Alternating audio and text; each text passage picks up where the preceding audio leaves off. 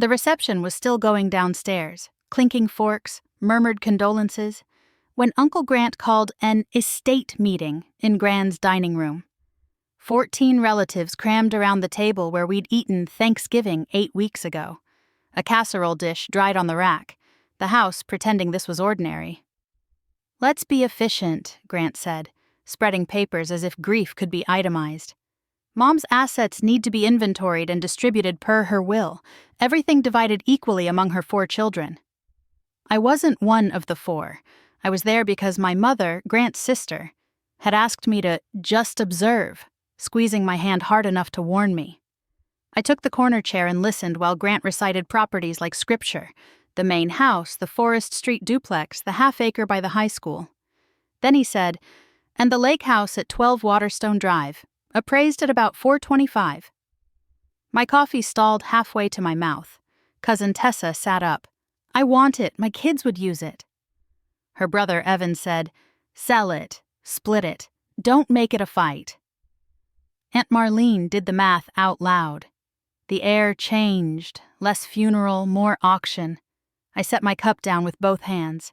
"That's my house." Silence snapped tight. Someone's chair creaked. Somewhere below, a laugh floated up. Wrong anyway. Grant barked a laugh. "Honey, no, that's Mom's lake house. It's been in the family 40 years. "It was," I said. "I bought it from her in 2019. It's recorded with the county. The mortgage, the taxes, the insurance, everything's in my name." My mother stared at me, stricken. "You bought Gran's lake house?" I didn't look away. I didn't tell anyone because I knew exactly what this would sound like. Grant's smile hardened. "Natalie," he said, like a reprimand. "You're upset. That doesn't make it yours." "It's mine because I bought it," I said. The dining room felt smaller with 14 people watching my mother's face fall. In April 2019, Gran had called me and skipped the pleasantries. "I can't keep paying $8,000 a year for a place I barely visit," she said. "Your uncles want it for family, but they want the memories without the invoices." She didn't want an open market sale, not with Grant orbiting the property like it belonged to him already. "He treats it like his retirement," she said. "I'd rather offer it to you, quietly, and be done." I loved that house enough to say yes. I scraped a down payment, took a mortgage, and signed across from her at an attorney's office. Notary, recording, county seal, my name. Then I kept the old routines so no one would explode. Reunions, fishing weekends, kids racing down the dock, while I paid for the unglamorous parts: the dock replacement, the storm roof, the septic fix. $11,200, $18,500, $1,500. 6 years of taxes and insurance, too, all in my name. Aunt Marlene leaned forward. "So you took advantage of her when she was elderly." Gran had been 81 and sharp as tacks. I drew a breath to say that, but Grant stood, already dialing. "I'm calling the attorney right now." "Good," I said. "Tell him to pull the deed, and ask why he listed a property without verifying ownership." 20 minutes later, Grant returned, face blank. "He confirms the sale," he said. "Waterstone Drive belongs to Natalie." The silence didn't soften this time. It loaded. Tessa's mouth opened, then shut, as if she'd swallowed something bitter. Evan stared at the tabletop.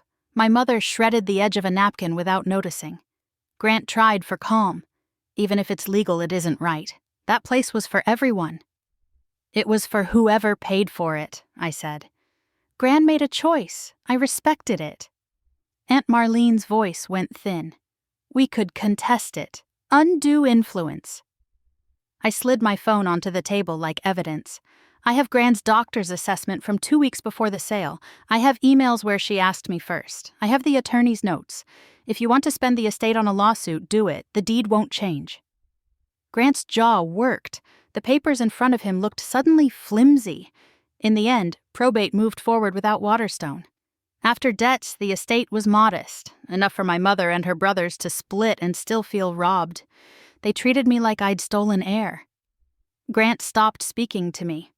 Marlene sent a long message about family values. Tessa erased me online. Evan, practical as ever, called 2 months later. "So, can I still book a weekend for my anniversary?" he asked. "Yes," I said. "You always could. Now you just know whose name is on the bill." That fall, I refinanced and finally changed one thing. By the front door, I mounted a small plaque. Waterstone House. Private property, Est 2019. Last weekend, I sat alone on the dock at sunset with a glass of wine. Wanting it never made it theirs. Paying for it did. No bargaining, no assumptions. Just water, quiet, and the clean weight of ownership.